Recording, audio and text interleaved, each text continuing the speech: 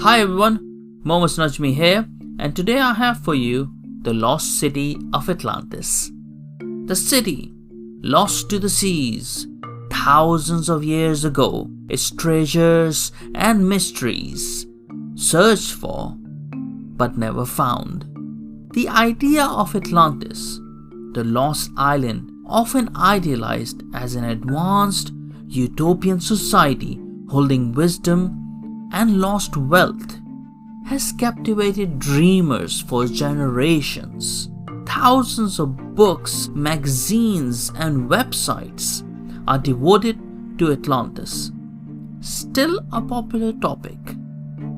People have lost fortunes and in some cases even their lives looking for Atlantis. But was there actually any city like Atlantis? Did Atlantis actually exist? Let's dive straight into it, our mysterious adventure.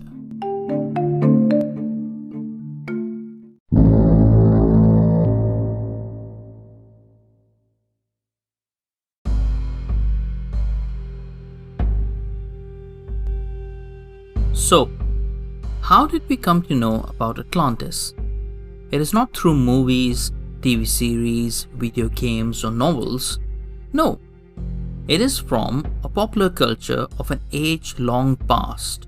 It is from Plato that we get to know about the lost city of Atlantis in his dialogues Timeaus and Critias. Both were written about 2,300 years ago, and they talk of an era in which Atlantis is set, even few thousand years before that time. According to Plato, around 9,000 years before his time. The story passed on by poets, storytellers, priests, and the sword, and finally down to him. So what is the story, and how did it come to him?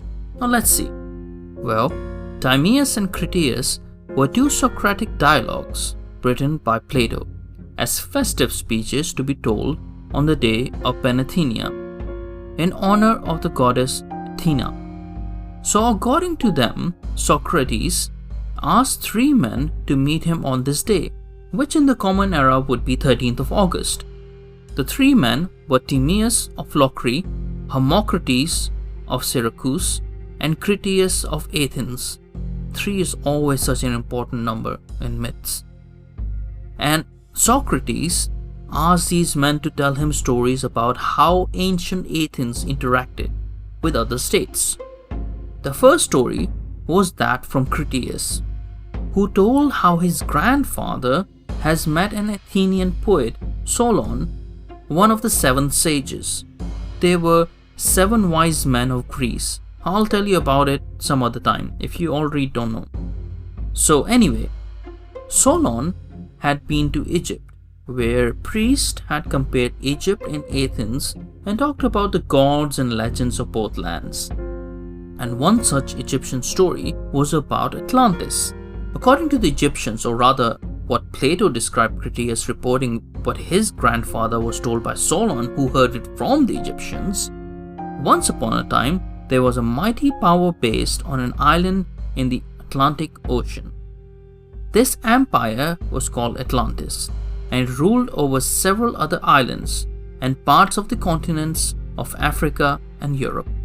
Now Atlantis, as described by Plato, was situated in Pillars of Hercules, which in modern day equates to the Straits of Gibraltar, connecting the Atlantic Ocean to the Mediterranean Sea between Spain and Morocco.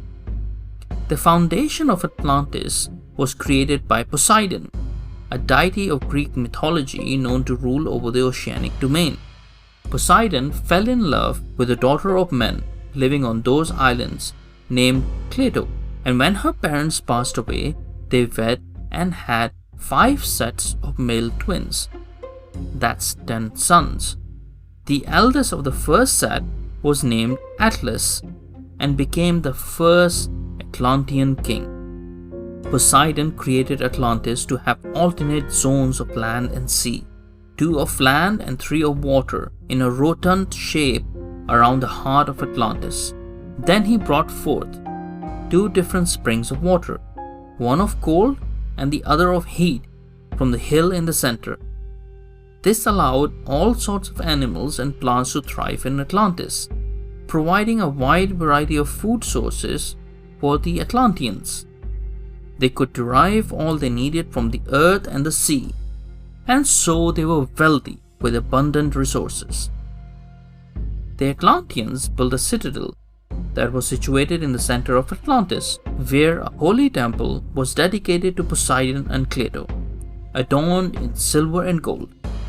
The streams of tepid and cold water were turned into fountains for use by the upper hierarchy. The citizens worshipped the deity and the descendants of Atlas, but it is implicated in Critias that its virtue became diluted over time. However, Athens was comparatively described as a virtuous state in their worship of their goddess Athena, who prevailed over reason, intelligence, art, and literature. The Atlanteans at the time were seeking new territory to conquer after expanding their empire to continents near their islands. Atlantis waged an unprovoked imperialistic war on the remainder of Asia and Europe. When Atlantis attacked, Athens showed its excellence as a leader of the Greeks, the much smaller city-state, the only power to stand against Atlantis. Alone, Athens triumphed over the invading Atlantean forces, defeating the enemy, preventing the free from being enslaved, and freeing those who had been enslaved. The Athenians put the Atlanteans who resisted into slavery and liberated those who cooperated. Yet overnight, a series of terrible storms and earthquakes flooded the land, covering Atlantis in mud and water. Atlantis was then lost to the sea, swallowed up by the earth, along with all the Atlanteans and the Athenian warriors.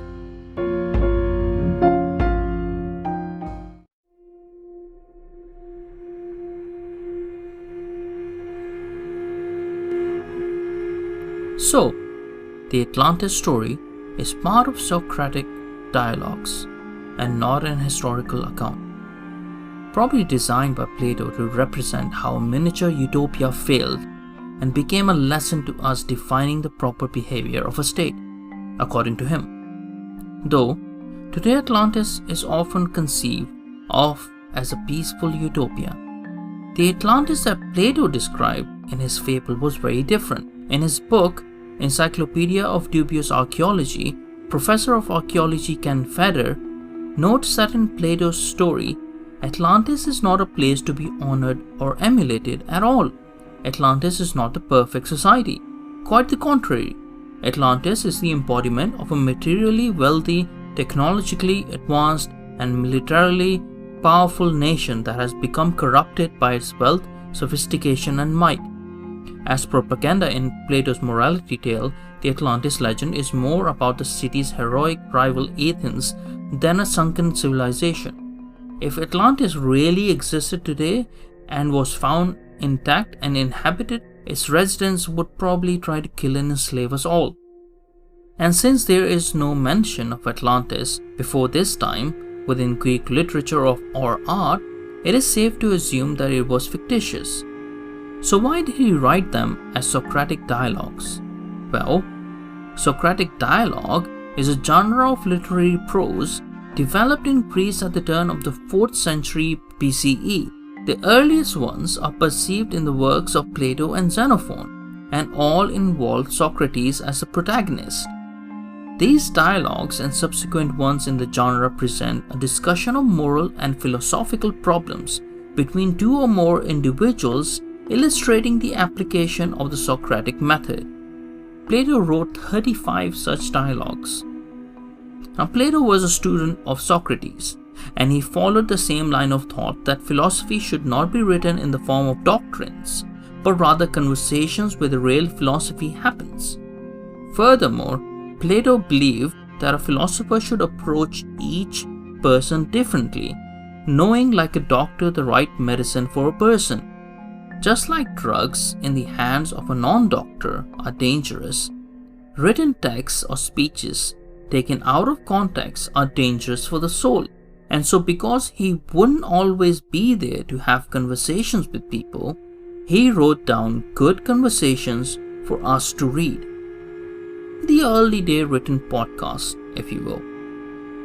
Because of the Socratic method, the philosophy through discourse, Socrates didn't write any of his philosophy down. Plato tells us that he felt writing would inhibit the exchange of ideas and that people would become dependent on the written word, as they would no longer have to remember what they had learned. So whatever we know about Socrates and his philosophy is via his students. So are they real conversations?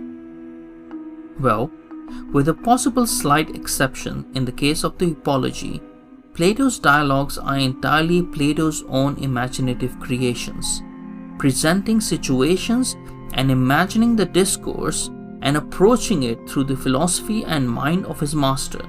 Now back to Atlantis. The Atlantis story is clearly a parable. Plato's myth is of two cities which compete with each other, not on legal grounds, but rather cultural and political confrontation and ultimately war.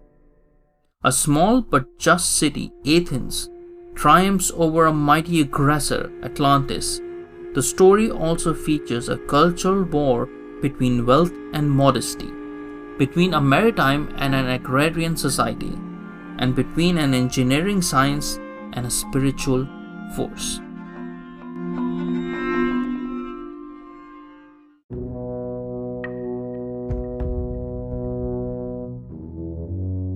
Now concerning the story of Atlantis, some took Plato's word for it and believed the tale to be true, factually true, while others like Aristotle believed it to be for what it was, a fiction.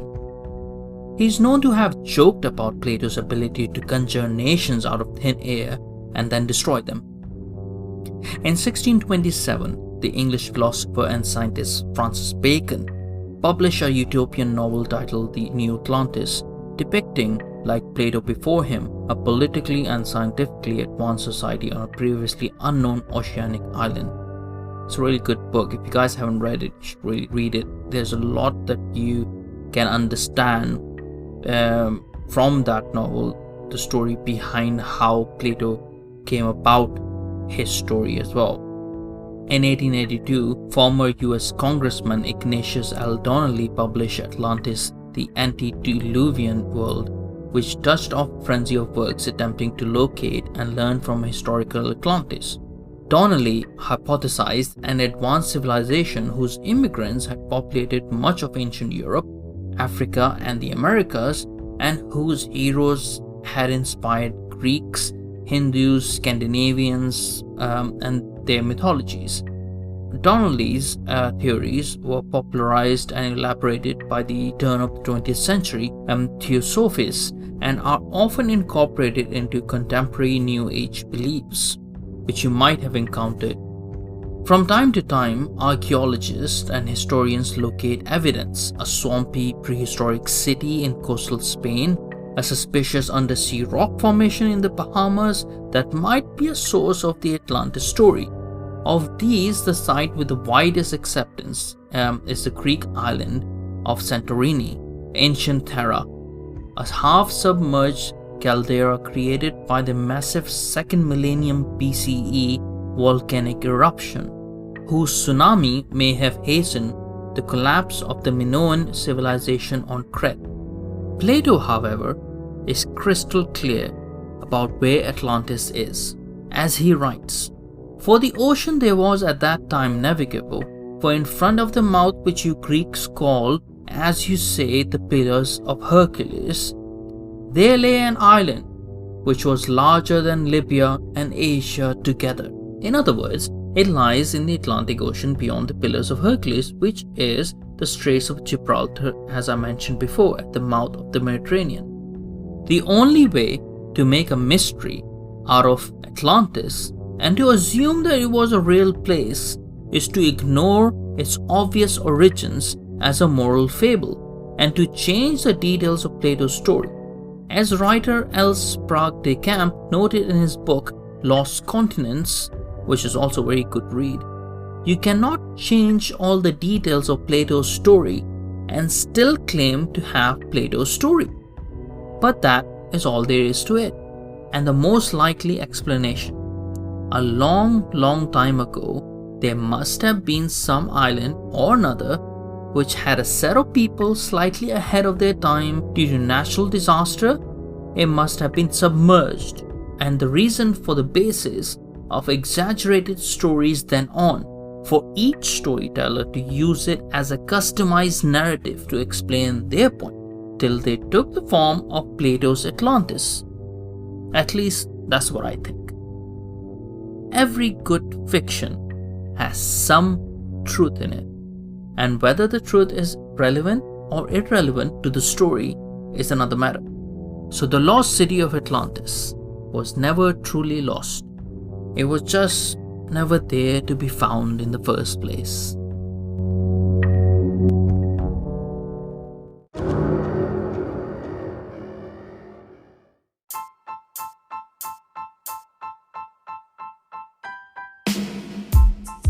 Alright folks, that's all I have for you on Atlantis, the fiction that became a myth, the myth that became a legend. It took me a little longer to get this episode done, since I had to revisit a lot of stuff I read a while back. I had to reread Timeaus and Critias, but to be honest, I skimmed through them this time. I need to set up a separate time to appreciate it once again. But for those who don't want to go through all of it, I made this episode. And if you want to learn a little bit more about Atlantis, there are obviously a lot of other sources and I have listed them down in the episode description. Also, there is a very good episode about Plato on Atlantis on YouTube by the Voices of the Past. So be sure to check that out if you're interested. But anyway, here we are at the end now. Next time, well, I will do an episode about something unusual, as suggested by a friend of mine. I will gather up as much information as I can about roller coasters. That will be some ride. Until then, take care, be good, and thank you so much for listening.